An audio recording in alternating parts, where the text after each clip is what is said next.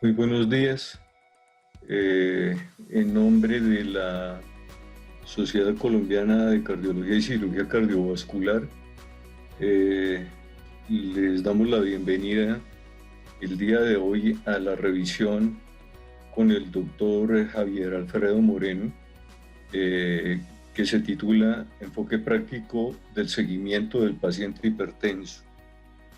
Yo quisiera tomarme un minuto de la charla, doctor, qué pena, y expresarle en nombre de Laboratorio SAUD a la Sociedad Colombiana de Cardiología y Cirugía Cardiovascular nuestro profundo pesar por el fallecimiento del doctor Hernando del Portillo. El doctor del Portillo durante mucho tiempo fue uno de los cardiólogos y hemodinamistas más importantes que tuvo el país. Tal vez fue el fundador del laboratorio, el primer laboratorio de hemodinamia cardiovascular en Colombia y jefe de cardiología por más de 25 años del Hospital San Juan de Dios. Además, el doctor del Portillo fue presidente de la sociedad entre el 81 y el 83, de tal manera que en nombre de AUD les damos nuestras más sentidas condolencias a la sociedad y a la familia del doctor del Portillo. Se ha perdido una persona muy importante de la cardiología en Colombia. Me permito presentar al doctor Javier Alfredo Moreno. El doctor Javier Alfredo Moreno es médico de la Universidad Militar Nueva Granada, es especialista en medicina interna de la Militar Nueva Granada, del Hospital Militar Nueva Granada. Es cardiólogo de la Universidad Militar Nueva Granada. Tiene una supra especialización en cardiología no invasiva y ecocardiografía de la Universidad CES. Es presidente del capítulo de hipertensión arterial de la Sociedad Colombiana de Cardiología. Es director de la unidad de cuidado y de dolor, de la unidad de dolor torácico de la clínica Reina Sofía, y es director clínico de cardiología oncológica del Hospital Universitario Nacional de Colombia de la Universidad Nacional de Colombia. Doctor, le agradecemos que nos esté acompañando el día de hoy para hacer la revisión de este importante tema. Bienvenido, doctor. Muchas gracias, doctor Valenzuela, muy amable. Doctor, discúlpeme un momento. En la parte inferior van a encontrar la opción para preguntas y respuestas. Por favor, si quieren, van haciendo las preguntas y respuestas y al final podemos hacer un encuentro con el doctor Moreno para resolución de preguntas y respuestas. Discúlpeme, doctor. Tranquilo, doctor Valenzuela, muchísimas gracias. Muchas gracias también a la sociedad y a AOT por el apoyo para este espacio muy importante para desarrollar todas estas actividades académicas en este momento, en el que hemos tenido que virar a todos estos nuevos mecanismos virtuales que a muchos nos han tenido ya en una maratón de webinar, pero bueno, por ahora esta es la forma que tenemos y que tenemos que realmente acostumbrarnos para poder seguir en la dinámica académica que hemos querido. Bueno, y en ese orden de ideas también, pues toda esta semana y todos estos días hemos estado absolutamente bombardeados ahora no solamente de COVID-19, sino también de hipertensión arterial, porque pues estamos en el mes de la hipertensión arterial y son muchas las personas y muchos los momentos en los que se ha querido rescatar un poco digamos, el mensaje que queremos transmitir desde la Sociedad Colombiana de Cardiología y el capítulo de hipertensión arterial con respecto a esta importante situación.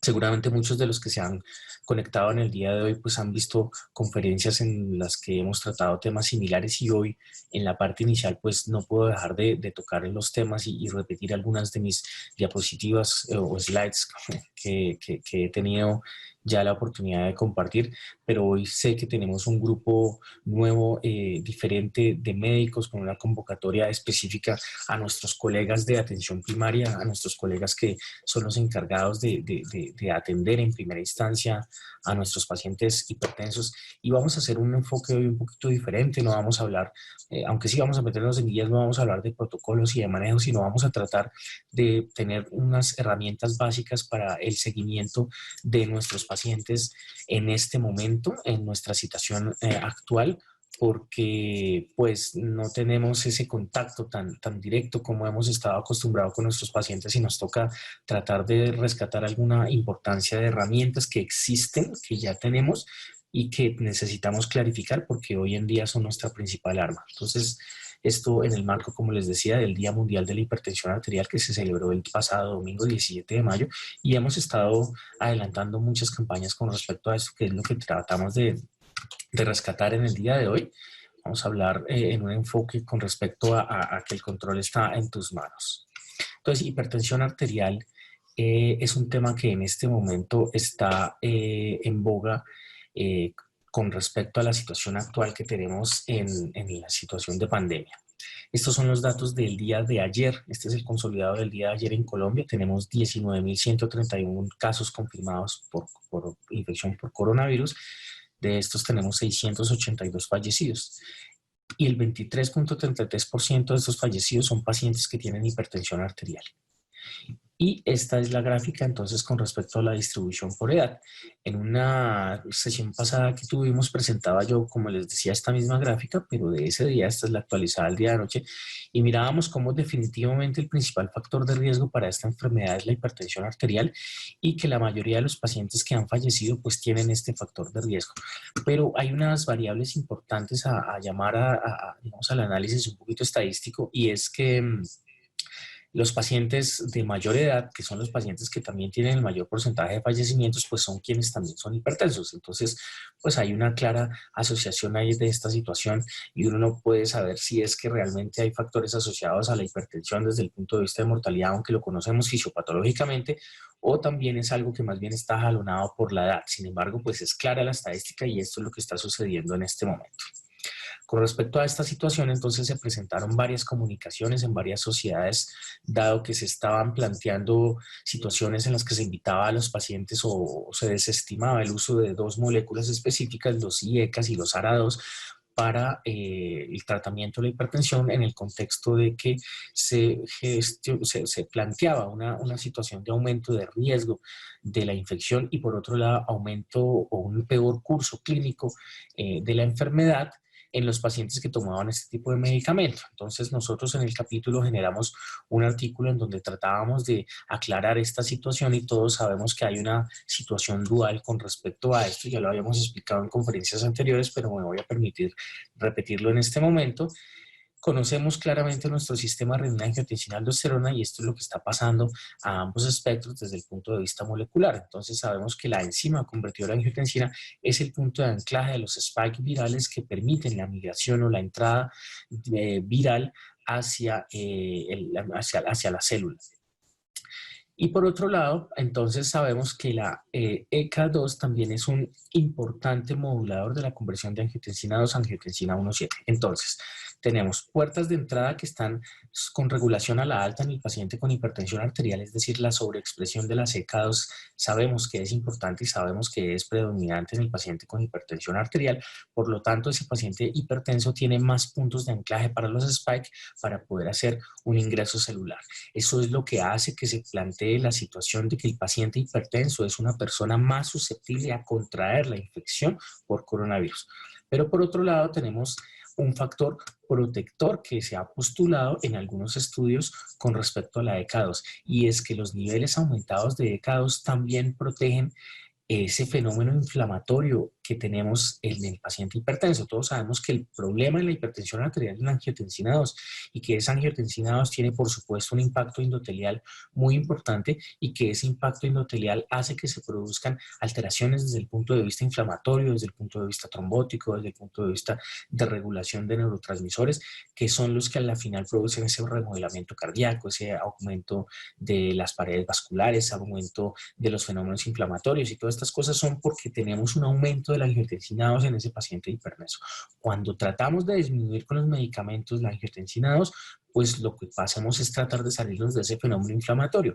En ese punto la ECA2 siempre ha sido muy importante porque nos convierte la angiotensina 2 proinflamatoria a angiotensina 1,7 antiinflamatoria con mecanismos antagónicos completos, y entonces ese balance se empieza a acoplar. Entonces tenemos un mecanismo dual que nos explica entonces esta situación. Por un lado, el aumento de la susceptibilidad, y por el otro lado, los factores protectores migrando de un estado inflamatorio a un estado no inflamatorio. Entonces, este paciente que tiene ese contexto inflamatorio que no está controlado y que además se infecta, pues tiene un aumento del riesgo, porque aquí, como lo digo siempre, inflamación más que tiene la hipertensión, más la inflamación que me produce la infección, 1 más 1, aquí no es 2, sino 1 más 1, aquí es una catástrofe inflamatoria con una cascada de liberación de citoquinas enorme, que es lo que finalmente lleva a todos estos fenómenos protrombóticos que generan la muerte en este grupo de pacientes.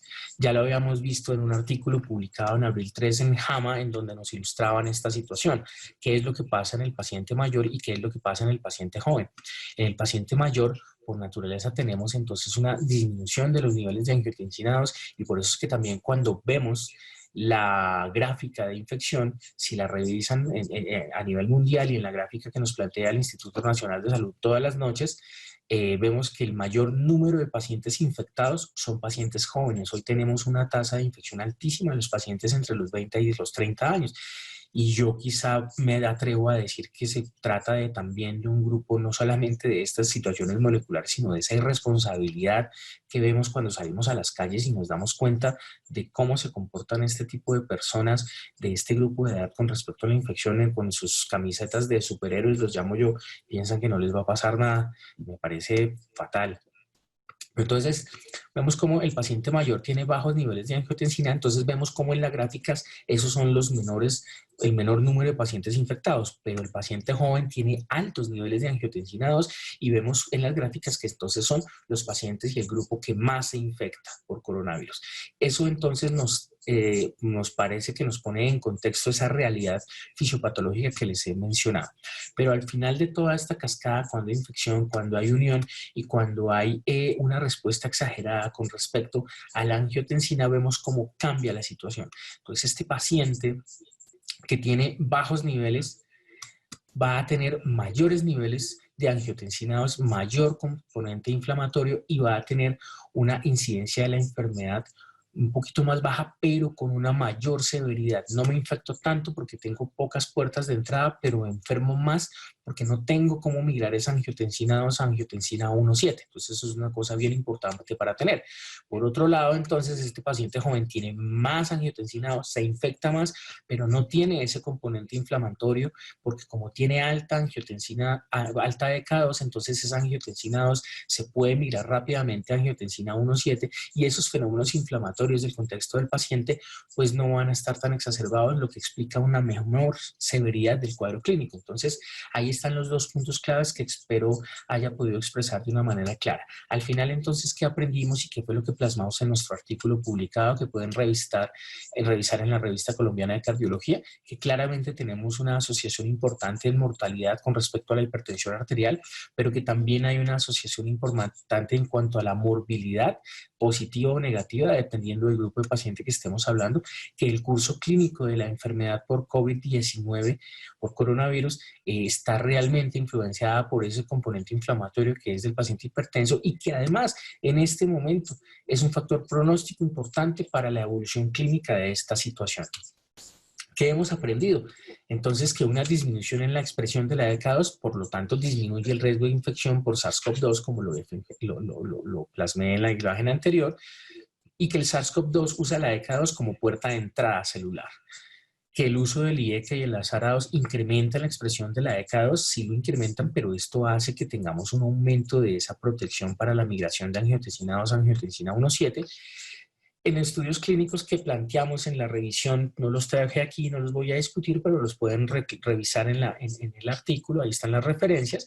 Vemos cómo angiotensina 2 exógena disminuye la expresión de la ECA2, por lo tanto lo que nos estamos demostrando es que hay un mecanismo contrarregulatorio para esta situación, y que el paciente hipertenso como es claro, tiene mayor riesgo por COVID-19 y tiene un mayor riesgo en curso clínico severo y un mayor riesgo de muerte. Esto es un mensaje fundamental en este momento, porque la hipertensión está y seguirá. Luego es un momento clave para insistir a nuestros pacientes y nosotros como médicos insistir en todas las herramientas que tenemos a mano para seguir, para tratar y para lograr las metas y controlar. Por lo tanto, con esto en mano, pues en el capítulo de hipertensión generamos un comunicado en donde básicamente les decíamos a nuestros colegas, hombre, no suspenda los medicamentos, no hay ninguna evidencia para suspenderlos y ECAS o ARADOS, todo lo contrario, tenemos mucha evidencia de que hay que controlar la hipertensión arterial y que tener al paciente controlado es benéfico, pero también hay estudios que han mostrado que sí tienen un factor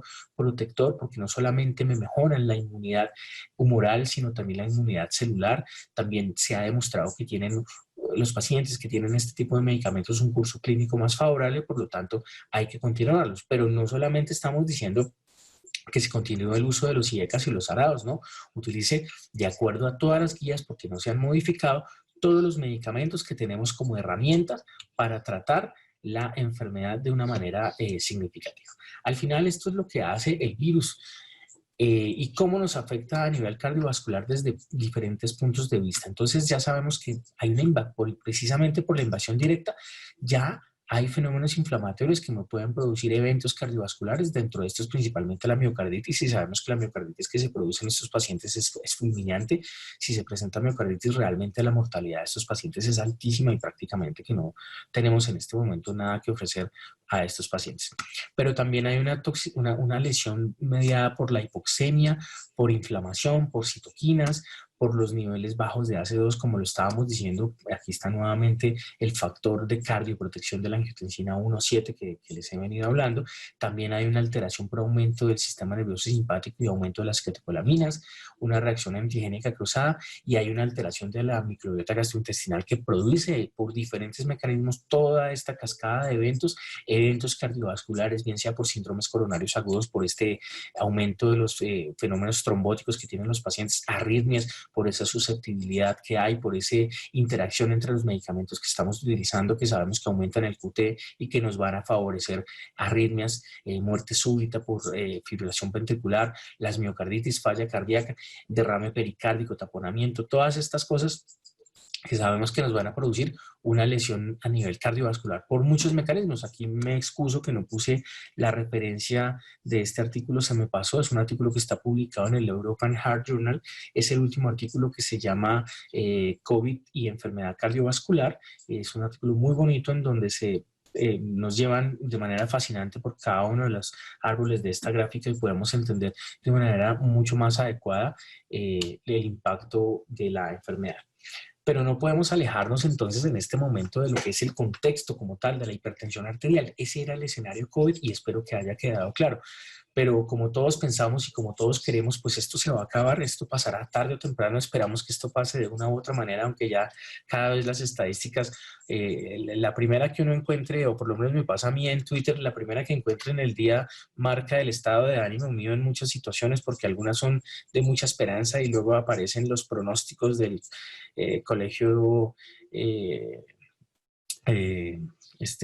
inglés y bueno, un pocotón de cosas que uno empieza a ver con desesperanza, pero también al final sabemos que esto va a pasar y va a pasar, pero la hipertensión y todas las enfermedades cardiovasculares se quedarán y es importante que recalquemos esto y que estos conceptos que no me voy a detener en este momento que tenemos de conocimiento que la hipertensión arterial definitivamente es el principal generador de riesgo para la enfermedad y mortalidad cardiovascular de lejos conocida por las estadísticas presentadas desde hace muchos años, que se presentan las enfermedades no transmisibles, la enfermedad cardiovascular, las 2/3 partes de la muerte en el mundo, que tenemos que aumentar las estrategias de prevención porque cada vez nos están ganando la batalla en aumento de prevalencia e incidencia y que específicamente con hipertensión arterial explica más muertes que todas las enfermedades infecciosas juntas y es un momento importante para aclarar que esta situación no nos puede ganar tampoco la batalla. También sabemos que la hipertensión arterial y las enfermedades cardiovasculares, o la hipertensión dentro de las enfermedades cardiovasculares, son la principal causa de muerte del mundo, de lejos con respecto al cáncer, y que nosotros tenemos una brecha digamos, de impacto y de inercia en este punto con respecto a cómo abordamos nuestros pacientes y cómo les transmitimos la información que le queremos dar para impactar de manera positiva el compromiso, la responsabilidad, la adherencia de tratamiento de estas personas con respecto a su enfermedad, porque miren lo que está pasando. Estas son las cifras de personas con muerte cardiovascular. De cada 100 personas, 22 son hipertensas, pero miren, solamente el 18% de los pacientes son controlados, y esta cifra en Colombia es del 17.3%.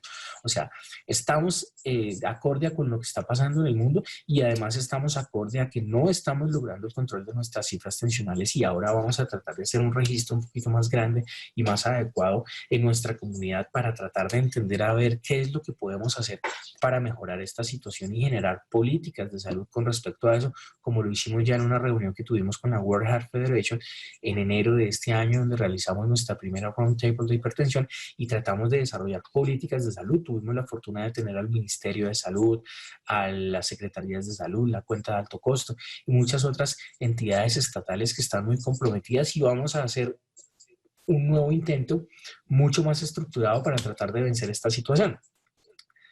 Lo mismo, 4 de cada 10 personas son hipertensos y la mitad desconoce que son hipertensos, y este es un punto importante que más adelante vamos a tratar, porque hay que generar la cultura de tomar la tensión arterial en el que no es hipertenso, pero con mayor razón en el paciente que es hipertenso, porque solamente 1 de cada 3 pacientes logra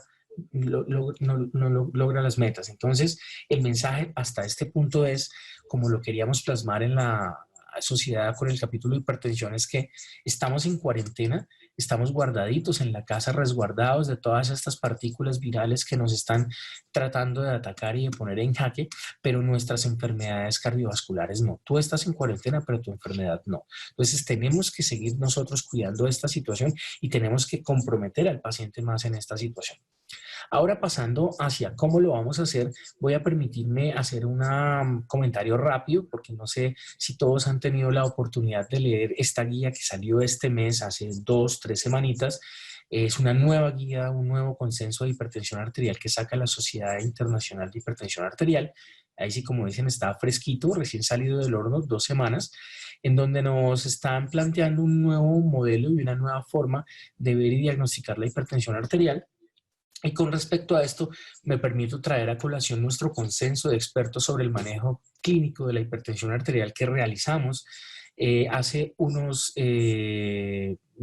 años, del 2018 ya, con el grupo del capítulo y la Sociedad Colombiana de Cardiología, con el apoyo estadístico de la Universidad del Bosque. Hicimos una metodología de Delphi, fue un trabajo muy bonito, pero lo traigo a colación porque en su momento nosotros íbamos un poquito como en contra de la American Heart Association y tuvimos algunos editoriales o cartas al editor en donde habían algunos comentarios que, como todo, algunos positivos, algunos digamos como diciendo, bueno, pero ¿cuáles son los argumentos para ir un poquito en contra de la AJA? Nosotros sustentábamos nuestros argumentos y finalmente lo que nosotros decíamos es básicamente lo que quedó plasmado en estas guías del 2020, sobre todo con respecto a la definición de la hipertensión arterial. Nosotros entendíamos la hipertensión arterial como cifras tensionales mayor a 140-90, que sabemos que cambiaron en la AJA, y ahorita en esta guía de la ISH del 2020 nuevamente nos plantea esas mismas cifras, y que como meta de tratamiento general tenemos una tensión arterial menor a 140-90, pero que hay suficiente evidencia para que la meta farmacológica en pacientes de alto riesgo cardiovascular sea menor a 180 milímetros de mercurio, que es claramente lo que también plantea la guía. En este punto, pues sí, no hay relevancia ni diferencia en cuanto a la guía americana, en cuanto a la guía europea, en cuanto a las guías NICE e incluso a las guías de nuestro Ministerio de Salud, pero la definición se había cambiado y esas estrategias de definición tenían un impacto importante en cuanto a las políticas de salud y estatales, y ya sabíamos que muchos entes o asociaciones académicas, como por ejemplo en la India, como por ejemplo en Italia precisamente, había habido una contraparte y unas comunicaciones de rechazo a esas nuevas definiciones del American Heart, porque supone también un tema de inversión en políticas de salud estatal que tienen un impacto importante. Una importancia también que se le da al manejo no farmacológico, y una cosa a mí también me pareció fascinante y nos fue una discusión muy importante que tuvimos nosotros a nivel del consenso, y era la practicidad, cómo se definen los riesgos del paciente, porque sabemos que hay que clasificar el riesgo. Entonces, en las guías americanas ya sabemos que utilizan el ACSBS, que es un score que nosotros no podemos utilizar, que no está validado para nosotros y que no era correcto para nosotros, y allá lo discutimos, utilizar eso para validar nuestros pacientes en cuanto al riesgo. La sociedad europea propone el score, que tiene una modificación latinoamericana que en las guías está publicado, pero que también es un poquito complejo. Sin embargo, nosotros veíamos que habían unas guías, que las guías NICE, y algunas otras que planteaban un conteo de factores de riesgo, y miren cómo esta guía del 2020 del ISH plantea también que es si usted es hipertenso, usted ya tiene un factor de riesgo, y empiece a sumar cuáles son los factores de riesgo para eso. Entonces nos hablan de la edad, nos hablan de si es diabético, nos hablan de si ha tenido una enfermedad cardiovascular, nos hablan de si ha tenido ya compromiso renal. Entonces simplemente vaya sumando factores de riesgo, y ahorita voy a mostrarles esa tabla, pero entonces me pareció fascinante y quise traerlo porque miren cómo el ejercicio que nosotros hicimos como capítulo, como grupo, para tratar de contextualizar, pues finalmente lo vemos como un poquito más validado y con un poquito más de relevancia con estas guías. Entonces, estas guías nuevas nos proponen esta definición como hipertensión arterial por encima de 140/90, y nos habla de un estado normal alta entre 130 y 139, que no hay grandes cambios y solo tenemos dos estadios. Estadio 1 hasta 159/99, y hipertensión estadio 2 mayor a 160/100. Entonces, ese es el enfoque que nosotros le dimos también, y es importante traerlo a colación. Y aquí es donde vamos entonces ya a empezar a empatar un poquito el tema del seguimiento, que es un poquito el enfoque que hemos querido darle a esta conferencia. Algo muy importante que tenemos para esto es saber cómo vamos a diagnosticar la hipertensión arterial. Y sabemos que la tensión arterial que tomamos en el consultorio es un momento, y realmente hay que decirlo, pocos, y es uno de los puntos que tenemos que trabajar dentro de ese roundtable que les decía con la World Heart Federation, que es que aunque, y esto es basado en una encuesta que se hizo, no son comentarios arbitrarios, no sabemos tomar la tensión arterial. O puede que la sepamos tomar, pero no tenemos el protocolo o no hacemos los pasos necesarios para tomar la tensión arterial. Y estamos diagnosticando hipertensos o controlando hipertensos basado en esta medición. Y las guías todas, incluso esta, nos proponen dos alternativas muy importantes a las que les tenemos que echar mano en este momento. Una de ellas es el monitoreo ambulatorio de presión arterial de 24 horas, que todos sabemos que tiene unos criterios específicos mucho más bajos. Miren que en 24 horas es hipertenso todo paciente que tenga una tensión mayor de 130/80, si tiene un promedio diurno mayor de 135/85 y un promedio nocturno mayor de 120/70. Entonces, todos estos son parámetros que tenemos que tener en cuenta. Este es una herramienta fundamental y muy útil porque me permite hacer un diagnóstico diferencial, sobre todo en lo relacionado con hipertensión arterial oculta o la hipertensión arterial de bata blanca, y me permite hacer un poquito de seguimiento y de impacto de la terapia farmacológica. Pero es un momento. Y es más lo que me aporta, claro, a mí como médico, para tomar decisiones, para hacer modificaciones o para ajustar manejo. Pero hay una herramienta mucho más importante y para nosotros fascinante, que está ampliamente desarrollada, y hay solo un libro completo del doctor Gianfranco Parati, quien será asesor del libro de nosotros de hipertensión arterial.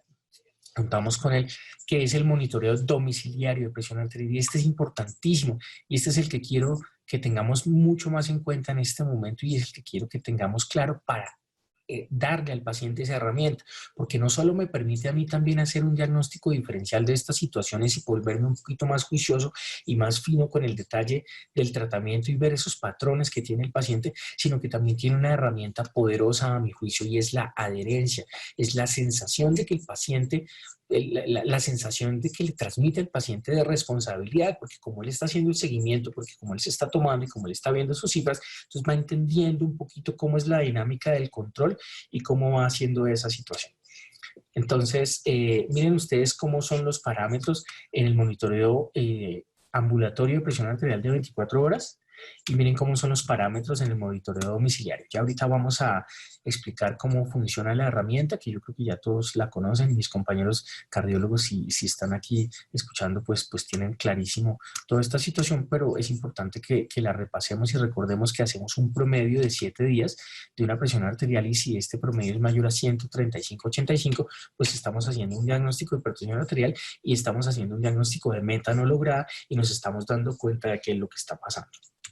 ¿De dónde salen estas? Bueno, un poquito antes. Y estos son los factores de riesgo que propone la guía. Entonces, mire, que nos correlaciona el nivel de hipertensión arterial de acuerdo a si es normal, alta, grado 1 o grado 2 y nos pone de manifiesto los factores de riesgo si hay 1, 2 o más de 3 o si ya hay una situación en la que conozcamos claramente que ya hay una lesión o compromiso de órgano blanco, pues ya nos pone en el contexto del paciente el grado severo. Entonces ese conteo de riesgo en donde no tenemos que irnos a las tablas, no tenemos que ir a hacernos cálculos, no tenemos que ir a nomogramas ni nada de esto, sino simplemente tener esta grafiquita muy sencilla que me parece muy práctica y como les decía que era lo que queríamos nosotros plantear desde el capítulo como parte de nuestro consenso. Entonces estas estrategias nos dejan entonces unas metas de tratamiento más bajas. La guía nueva, como todas las anteriores, nos da 5 clases de fármacos para la terapia que todos conocemos y utilizamos de manera rutinaria y que afortunadamente hoy en día están incluidas en nuestro plan básico de salud, por lo tanto es fácil que nuestros pacientes tengan acceso a ellos. Tenemos un tratamiento ahora menos conservador para pacientes mayores, evaluando la fragilidad, la independencia y la tolerancia de estos pacientes, es decir, antes éramos mucho más laxos con las metas, hoy no, hoy le damos más duro al tratamiento y a la meta al paciente independiente de la edad, basado obviamente en estos parámetros que le mencionaba. Todos hablan de la terapia combinada porque genera adherencia, porque entre menos pepas mejor, y nos da una importancia al grupo de apoyo de enfermería y personal paramédico o psicólogos para tratar de trasladarle un poquito de herramientas adicionales al paciente que de tal manera que les permita optimizar y mejorar el control y sus metas. Entonces, nos dan ellos en estas guías 5 puntos muy importantes. Dicen que los tratamientos deben basarse en la evidencia en relación con la prevención de la morbimortalidad, y esto es una cosa que yo siempre digo, porque una cosa es bajar la cifra tensional, y para bajar la cifra, cualquier antihipertensivo es bueno. Pero para impactar morbilidad y mortalidad, no todos funcionan, no todos tienen el mismo poder, y debo yo conocer cuál es el tratamiento que debo darle a cada paciente dependiendo de su factor, su perfil de riesgo y sus comorbilidades, desde el punto de vista no solo, como les digo, de bajar la presión arterial, sino de impactar en morbilidad y mortalidad, que es lo más importante.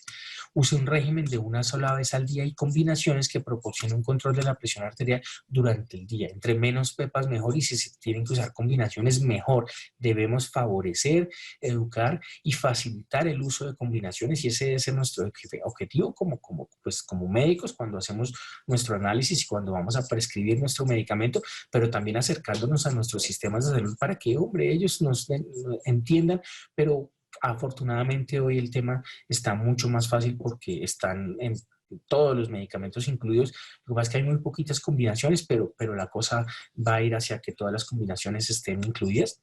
El tratamiento debe ser entonces asequible y o rentable en relación con otros agentes, y ellos lo ponen allí porque pues no todos los pacientes tienen acceso a todos los medicamentos. Y nuestro sistema de salud, pues sabemos que entre EPS y EPS, pues la cosa es diferente, y hoy en día pues nos están imponiendo una cosa que se llama el posicionamiento terapéutico, en donde cada EPS hace, digamos, un flujograma farmacológico, pero nos están teniendo, pues por lo menos en las 2 o 3 donde yo estoy vinculado, nos han tenido en cuenta para hacer este posicionamiento. Los tratamientos pues deben ser bien tolerados, y hay evidencia de los beneficios del uso de la medicación en poblaciones y que tengan, evidencia de los beneficios de la población en las poblaciones a los que se aplica. Es decir, hay que contextualizar, hay que individualizar y hay que fenotipificar la hipertensión arterial para saber a qué paciente le voy a dar tal o cual medicamento. Entonces, todo esto arranca desde cómo tomar bien la tensión arterial. todos sabemos la secuencia de la preparación, el tiempo que debo estar de 3 a 5 minutos tranquilo, que no debo haber tomado café ni haber fumado, tengo que ir al baño y que no debo tener no debo estar en un periodo postprandial inmediato, cómo me debo sentar, no cruzar las piernas, apoyar el brazo, poner el brazalete de una talla adecuada para el brazo del paciente, no hablar con el paciente durante la medición y realizar 2 medidas separadas por 2 minutos y hacer entonces el promedio, utilizar un tensiómetro manual o digital, que el tensiómetro esté calibrado es importante, que el brazalete sea el adecuado y que pues tengamos 5 minutos de reposo, como ya lo mencionábamos, antes de tomar la medición y llevar un registro. Estas cosas son importantes clarificarlas. A muchos les parece, pero ¿por qué me están diciendo esto? Pero realmente nosotros hicimos encuestas y nos encontramos con que no conocemos los pasos y no tenemos claridad de esto. Entonces son datos basados en lo que hemos medido. Pero aún es más importante porque nosotros tenemos que enseñarle a nuestros pacientes estos pasos y esto lo hicimos durante este mes en las redes sociales de la sociedad, tratando de tener un alcance a los pacientes para clarificar estos pasos. Entonces nosotros somos los primeros que los tenemos que tener claro. Y además es fundamental porque este monitoreo domiciliario de presión arterial pues arranca de que el paciente tome correctamente la tensión arterial. Cuando nosotros tomamos la tensión arterial en el consultorio, esto es algo que seguramente ya muchos me han visto presentar, estamos tomando una foto. Es ese momento ahí y ahora, y basado en ese momento ahí y ahora es que yo me atrevo a tomar decisiones de tratamiento con respecto a la elección de medicamentos y a incluso a definir si la meta ha sido o no lograda y puedo yo modificar o intensificar la terapia en algunos momentos basado en esto, lo cual pues a mi modo de ver y en lo que he entendido de las guías, pues no es del todo adecuado. Porque nosotros cuando tenemos eso, tenemos es este fotograma. Pero si recordamos entonces, como veíamos las películas antes cuando íbamos al cine, que esta maquinita sonaba allá atrás, entonces vemos es esto, y esto es lo que vemos con el paciente. Esta es la tensión arterial del momento. ¿Qué está haciendo la señora? ¿Está saltando? ¿Se está subiendo el vestido? ¿Se va a quitar el vestido? ¿Qué es lo que está pasando? No lo sé. Necesito ver la película completa, necesito ver todo lo que pasa para poder tener una conclusión con respecto a esto.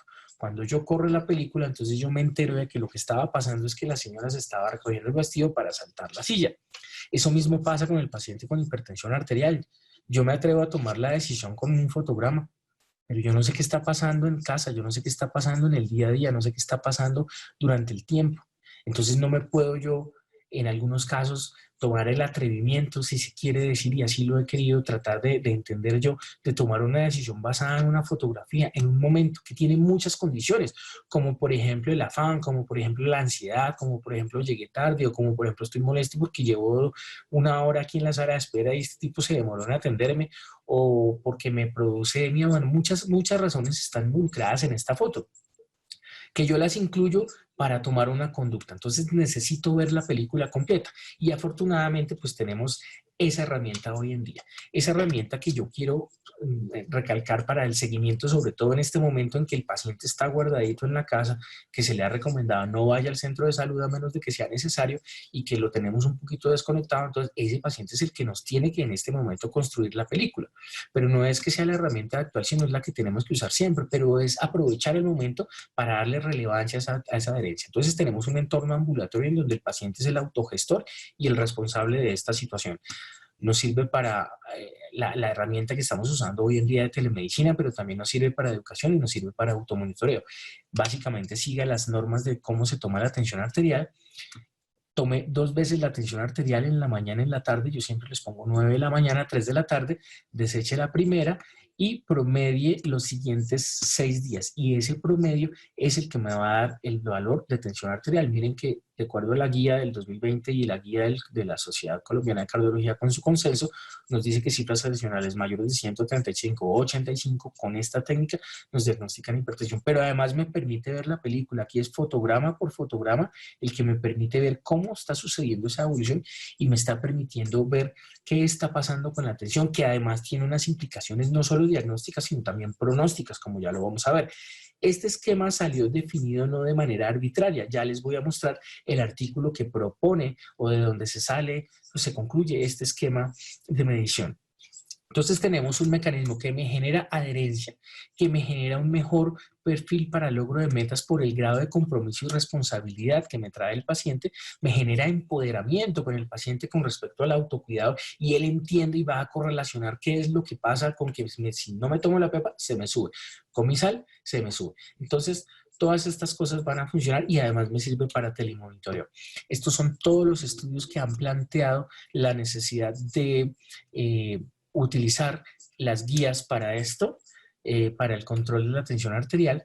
Y miren cómo en estos estudios han demostrado que el seguimiento con la tensión arterial desde el punto de vista de consultorio con la medida convencional con respecto a la medición en casa tiene unas implicaciones pronósticas fundamentales porque me permiten determinar un mayor grado de riesgo cardiovascular del paciente y hay una mayor correlación de los eventos fatales de mis pacientes, sobre todo asociado a un nivel de riesgo. Luego, los pacientes de mayor riesgo me permiten ser detectados de una mejor manera utilizando estas medidas que utilizando la medición convencional. Y este estudio que fue publicado en el 2011 en Hypertension, ahí está la referencia, se puso a mirar qué es lo que pasa cuando yo empiezo a tomar las presiones arteriales desde el primer día y las sistólicas y diastólicas con respecto al riesgo del paciente.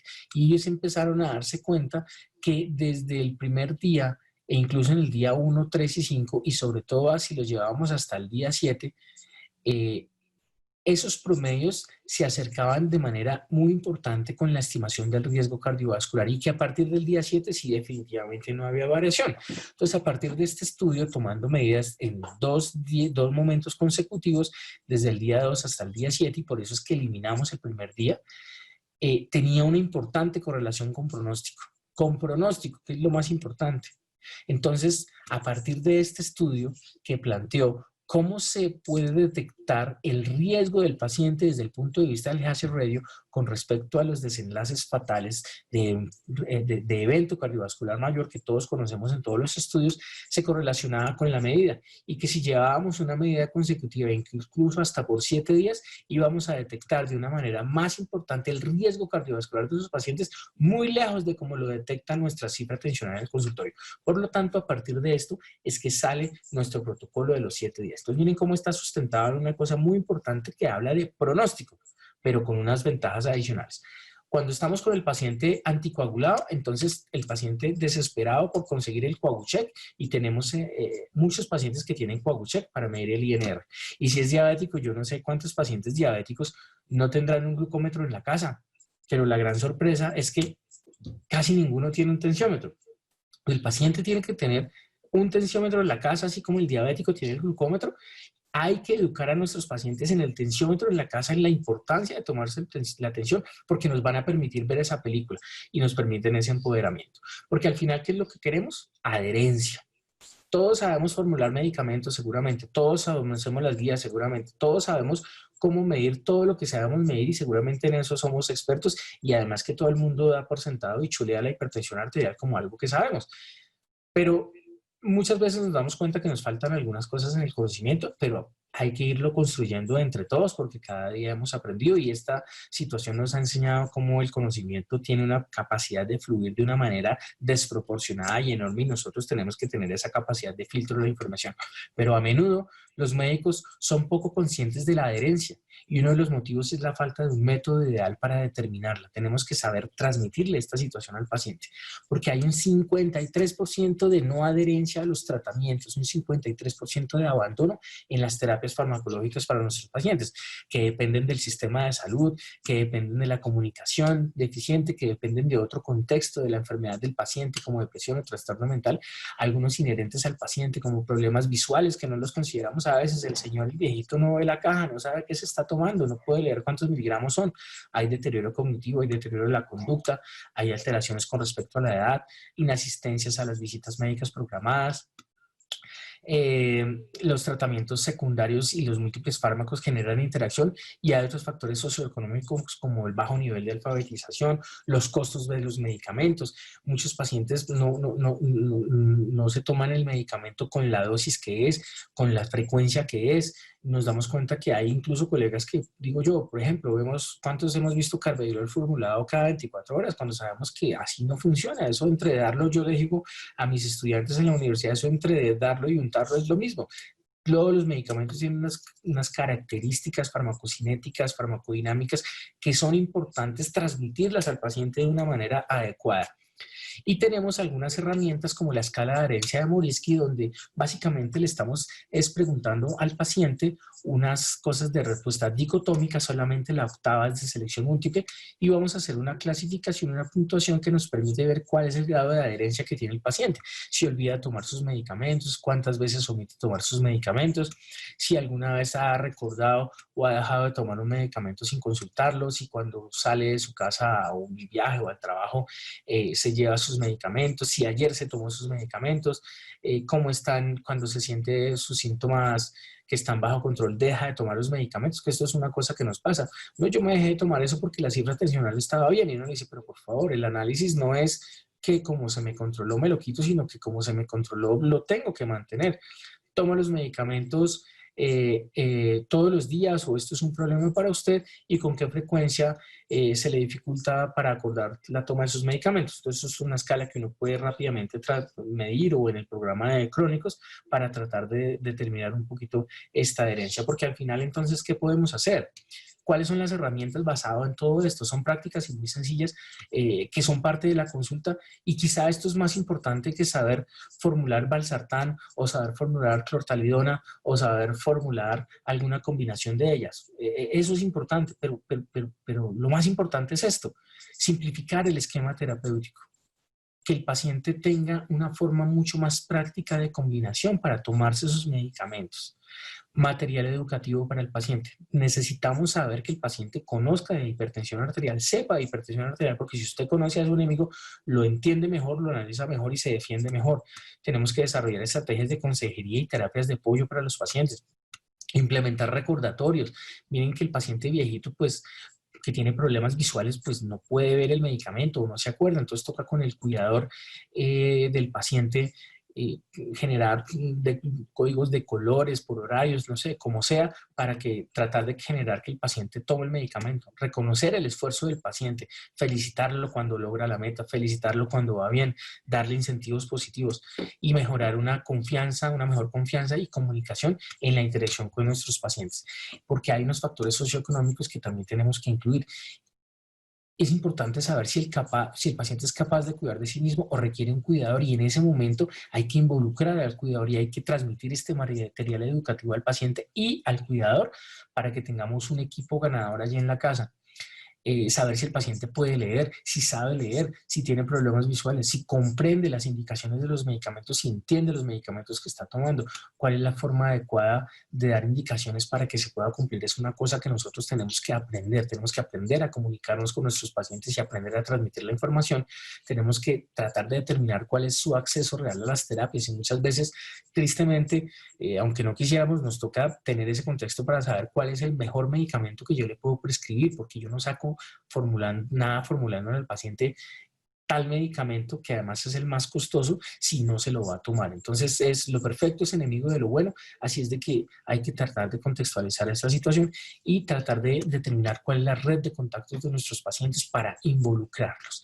Entonces, tenemos suficientes herramientas para tratar de entender el contexto del paciente, tratar de entender el diagnóstico nosotros de la hipertensión arterial, cuáles son las formas de optimizar ese diagnóstico, cuáles son las formas de optimizar el seguimiento, el control del paciente, y herramientas que nos permiten un empoderamiento y una responsabilidad y una capacidad de autogestión del paciente, y herramientas que nos permiten mejorar la adherencia.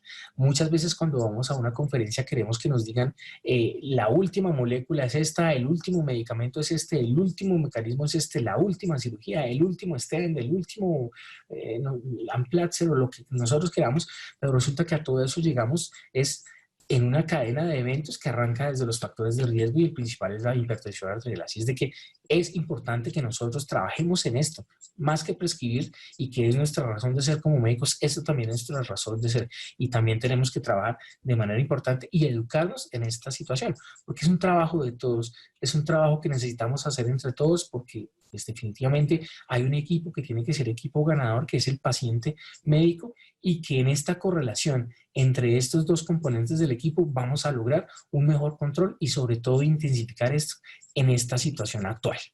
Bueno, eso era todo lo que les quería compartir en el día de hoy. Entonces, no sé si hay algún comentario, doctor Valenzuela, y vamos a mirar, a tratar de ver unas preguntas que hay para responder. Sí, doctor. Aquí hay una primera pregunta que dice lo siguiente. El valor en mapa de 130 se toma con un estudio que corresponde solo a una desviación estándar de la normalidad. Ese mismo estudio demuestra que el riesgo aumenta, es en 135. ¿Por qué se definió ese valor tan estricto?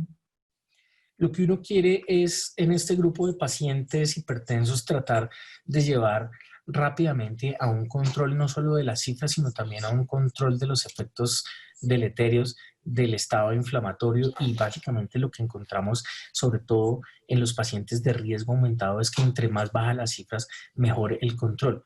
Las metas de todos los estudios proponen que sea 130-80, sobre todo en pacientes con enfermedad cardíaca avanzada, pacientes diabéticos o pacientes con enfermedad renal. Y lo que tratamos es de insistir un poquito, aumentar esa brecha de control, basada obviamente en grandes estudios. Si ustedes revisan incluso el estudio SPRINT, que fue uno de los que cambió importantemente esto, tiene una cosa fascinante, y es que claramente demuestra que entre más bajo el nivel de presión arterial, entre más estrictos seamos con el control del nivel de tensión arterial, pues mejor va a ser el resultado desde el punto de vista de daño o lesión de órgano blanco y de mortalidad. Hay una pregunta aquí importante que dice que por qué se desecha el primer valor de la toma del monitoreo en el domiciliario. En este artículo de Hypertension que yo les mencioné, ellos hablaban de cómo ese primer día tiene también unos componentes de variación y de sesgo con respecto a la técnica, con respecto a la precisión y con respecto a la adaptación, pero además es porque ese valor pronóstico, si nos devolvemos a la gráfica, no es verdad que ya no estoy compartiendo pantalla, a la gráfica del estudio, los cambios importantes desde el punto de vista del cambio del hazard ratio no se sucedían desde la primera toma de la tensión arterial, sino empezaban a ser importantes desde el segundo día con respecto al pronóstico. Entonces tenía ese doble componente, y por eso es que se hace ese promedio desde el día 2 a 7. Uno, por variaciones de adaptación con respecto a la terapia y al monitoreo que se va a iniciar, y dos, con respecto al punto de aumento de la medición del riesgo con respecto a los valores pronósticos del seguimiento. Otra pregunta dice, ¿cuál es la recomendación desde la sociedad respecto al uso de hidroclorotiazida versus indapamida o clortalidona?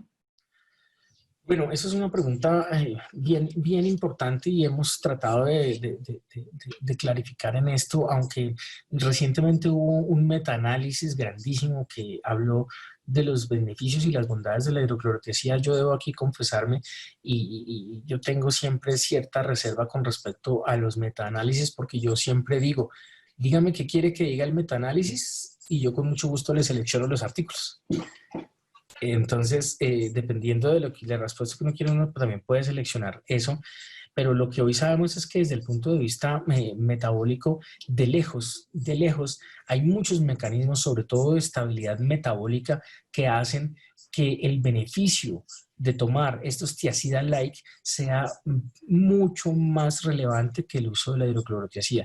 Y miren ustedes desde el estudio OLHAT, que fue el primer estudio que empezó a hablar del uso que se desvió hacia el uso de la hidroclorotiazida, y cuando hablamos de hidroclorotiazida todo el mundo se remite al OLHAT. El OLHAT realmente fue un estudio que fue desarrollado con tiazida-like, y desde este momento hacia acá este tipo de medicamentos ha demostrado no solamente una buena logro de control de tensión con potencia, sino también una estabilidad metabólica importante con respecto al estado de electrolitos de los pacientes, pero también con regulación de perfil lipídico, pero también con regulación de membrana celular. Además, algunos de ellos tienen algún tipo de impacto con bradykininas que también tienen un componente inflamatorio fundamental, y además desde el punto de vista de medición de mortalidad han sido fundamentales para demostrar una diferencia. Y lo otro es que si miramos los artículos con cuidado en las guías, en la guía americana o en la guía de la Sociedad Europea de Cardiología, cuando nos proponen los artículos y nos muestran las tablas,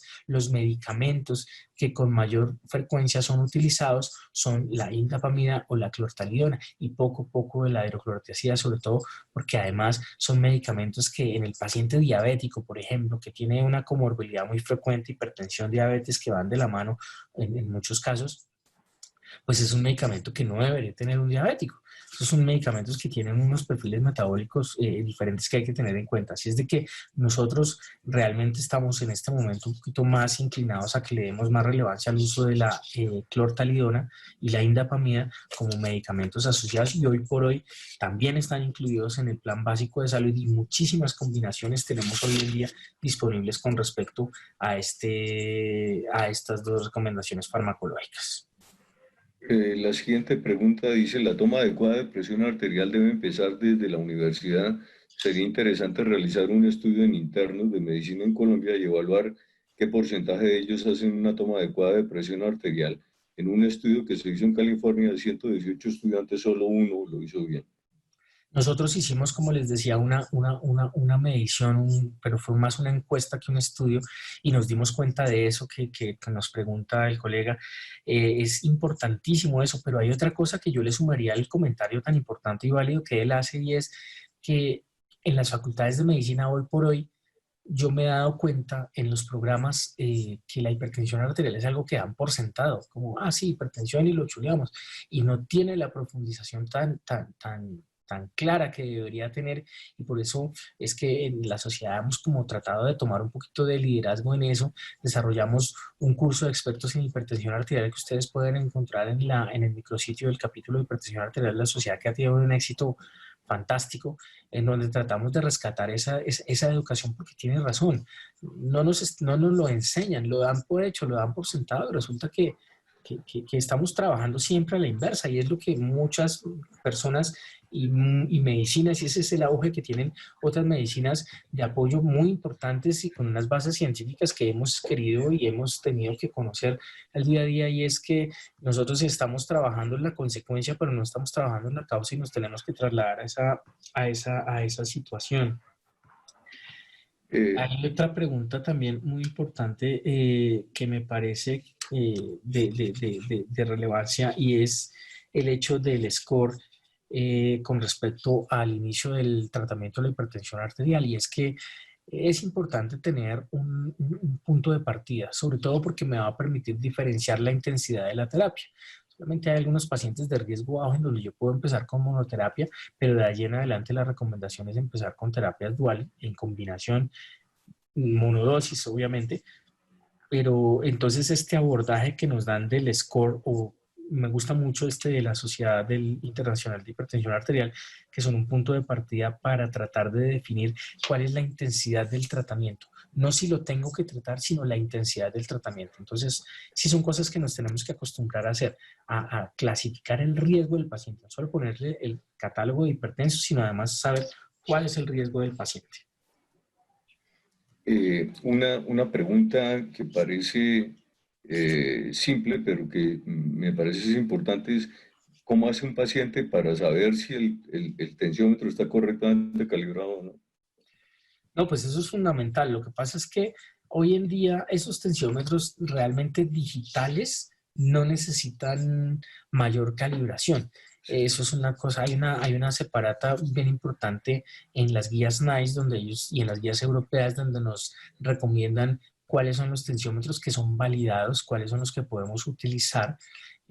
Básicamente ahí también hablan incluso de marcas de tensiómetro, que uno debería pues tratar de recomendarle a los pacientes que lo tengan, y este tipo de tensiómetros automáticos no necesitan una calibración realmente tan significativa, diferente al manual. Entonces ahí sí pues nos tendríamos que meter a temas de tener un técnico o alguna persona en los programas para que calibren los tensiómetros de los pacientes, pero eso realmente no me parece tan práctico.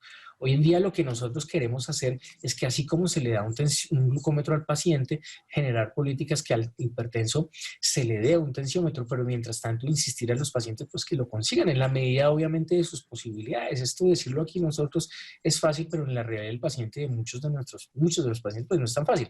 Pero sí tratar de incentivar que lo compren. Yo siempre les digo, no necesitas el más costoso. O sea, si tú vas a la droguería o bueno, todos estos sitios de compra de medicamentos, el señor de ahí le va a tratar de vender el más costoso. No sé, dígame cuál es el más barato, cuál es el mejor, y ese. Lo que necesitamos es una cifra para detectar la arritmia, para detectar la fibrilación. Para eso estamos nosotros los médicos. De usted necesito que se tome la tensión arterial. Entonces, entre más sencillo, fácil, y el automático, realmente ustedes ven en eso cuáles son los parámetros de cuáles son y que no necesitarían una calibración.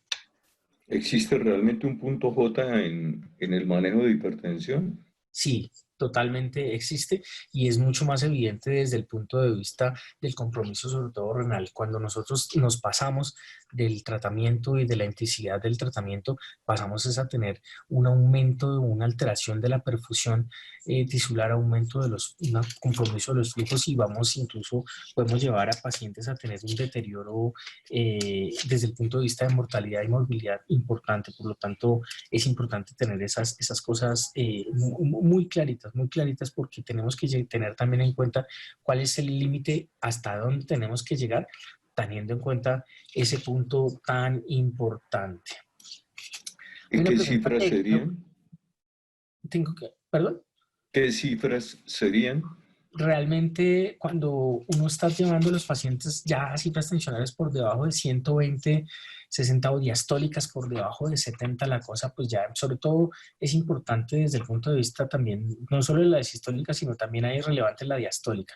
Bajar cifras tensionales diastólicas por debajo de 70 y sistólicas por debajo de 120 realmente ya no son tan chéveres. Y miren ustedes que este fue un punto crítico de la crítica que se le hacía al estudio SPRINT, y entonces es importante tenerla en cuenta. Hay una pregunta que quiero aprovechar, doctor Valenzuela, con respecto a que el consenso recomienda la Interheart. ¿Es necesario usarla modificada?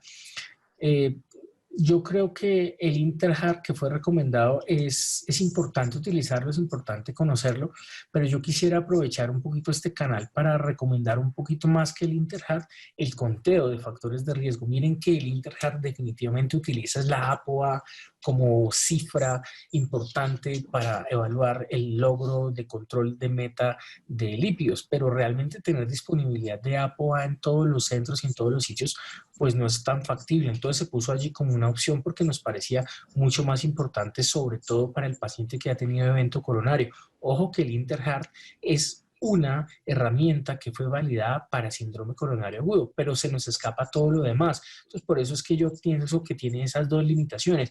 Uno, el contexto del paciente en el que se puede usar el Interheart y que utiliza la APOA, mientras que el conteo de factores de riesgos, que es el que les mencionaba ahorita de la ISH, y el análisis que también ellos lo proponen, es un enfoque un poquito más práctico, un poquito más fácil, y que además por los tiempos de la consulta y la dinámica de la realidad de nuestros tiempos de consultorio, pues es un poquito más favorable. El amlodipino como bloqueador de canales de calcio en falla cardíaca, ¿estaría contraindicado en pacientes con falla cardíaca? Los calcioantagonistas que están contraindicados en pacientes con falla cardíaca son el diltiazem y el verapamil.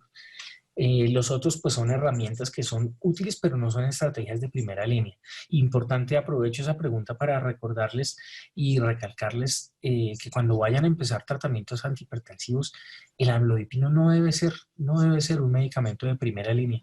Es importante tener en cuenta eso, porque estos medicamentos a la postre en primera línea bajan muy bien la tensión arterial, pero nos aumentan morbimortalidad y nos aumentan compromiso, sobre todo renal. Entonces, un mensaje es que El amlodipino lo tenemos que utilizar en aquellos pacientes en los que necesitamos herramientas adicionales cuando estamos utilizando los protocolos de A más B más C, y ese C pues es de calcio antagonista, debe entrar un poquito más tarde en el contexto. Y sí recalcar que no debe ser un medicamento de primera línea, pues no es un medicamento de primera línea en el manejo de falla cardíaca, tampoco es un medicamento de primera línea en el manejo de hipertensión arterial ni de enfermedad coronaria, nada. Es una importante herramienta, sí, es un importante medicamento al que tengo que yo traer cuando no he logrado controlar las metas en esa escala de A más B más C.